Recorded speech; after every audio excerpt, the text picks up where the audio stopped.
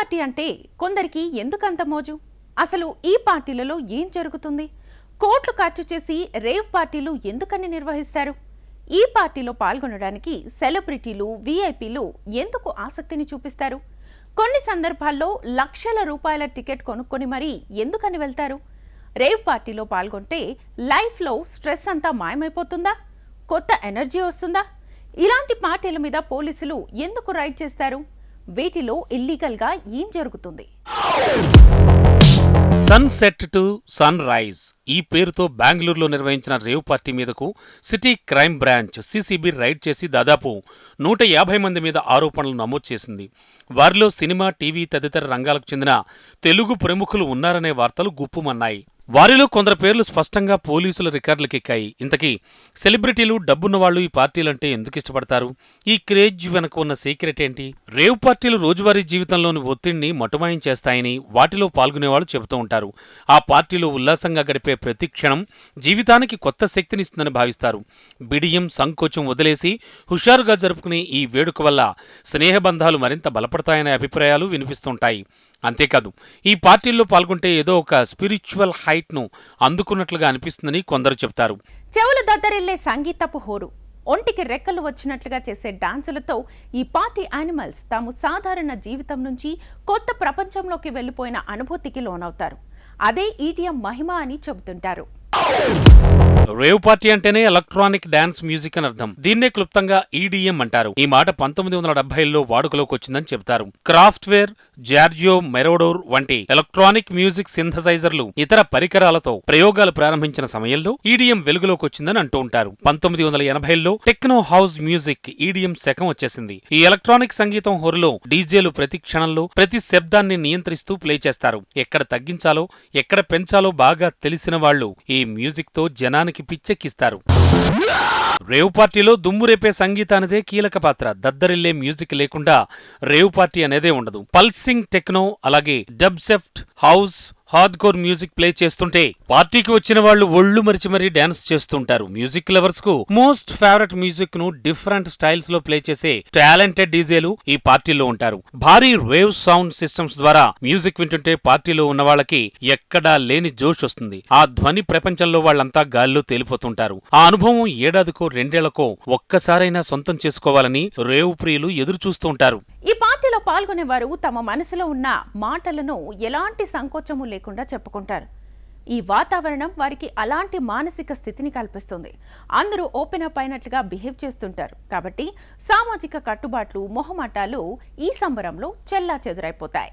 కట్టుబట్ల నుంచి స్వేచ్ఛ, daily routine life నుంచి ఇదంతా రిఫ్రెషింగ్ గా ఉంటుంది. భావ ప్రకటన స్వేచ్ఛ ఎలా ఉంటుందో ఈ పార్టీలో పాల్గొంటే తెలుస్తుందని కొందరు అంటూ ఉంటారు. ఆట పాట అంతా ఇక్కడ ఆర్ట్ ఫామ్ కు అత్యున్నత స్థాయిలో ఉంటుందన్నది రేవ్ పార్టీ ప్రేమికుల అభిప్రాయం. రేవ్ పార్టీలోకి అడుగు పెట్టగానే కొత్త ప్రపంచంలోకి వెళ్లిన అనుభూతి కలుగుతుంది.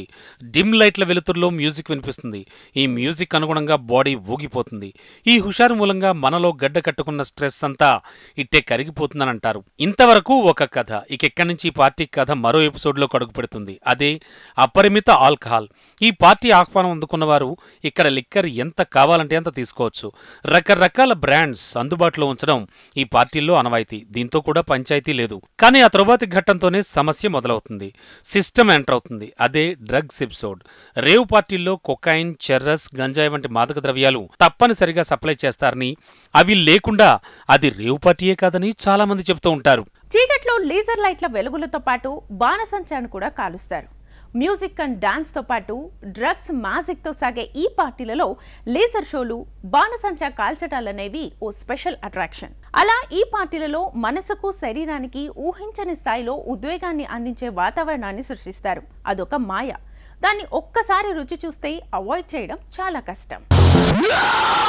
ఈ వాతావరణంలోకి వచ్చే ముందు అంతా ఒక రకమైన మానసిక స్థితితో వస్తారు. ఈ పార్టీ మ్యూజిక్ లో కాసేపు గడిపాక అక్కడున్న వాళ్లంతా లైక్ మైండెడ్ పీపుల్ గా కనిపిస్తారు. తమ వంటి ఉల్లాసవంతమైన మనుషులతో కలిసి ఈ పార్టీ మ్యూజిక్ లో కాసేపు గడిపాక అక్కడున్న వాళ్లంతా లైట్ మైండెడ్ పీపుల్ గా కనిపిస్తారు. తమ వంటి ఉల్లాసవంతమైన మనుషులతో నిండిన మరో ప్రపంచమే ఇదనే ఫీలింగ్ అక్కడున్న వాళ్ళందరికీ వచ్చేస్తుంది. దీంతో ఈ వాతావరణంలో స్నేహం బలపడుతుందని, కొత్త బంధాలు మొదలవుతాయని చాలా మంది చెబుతూ ఉంటారు. అరమరికలు లేకుండా మాట్లాడుకోగలిగే వాతావరణంలో స్నేహం మరికొన్ని మెట్లు ముందుకు వెళుతుంది అనడంలో ఏమాత్రం సందేహం లేదు.